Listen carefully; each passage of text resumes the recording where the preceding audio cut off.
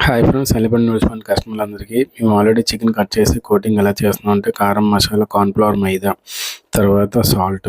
So వీటన్నిటిని కలుపుకొని మనం రెడీగా ఉంచుకోవాలండి. సో దీనికి తగ్గట్టుగా మనం కోటింగ్ కలుపుతూ ఉంటే సో ఓవరాల్‌గా ఏంటంటే చికెన్‌కి అది బాగా పట్టేలాగా మనం బాగా కలుపుకోవాలి.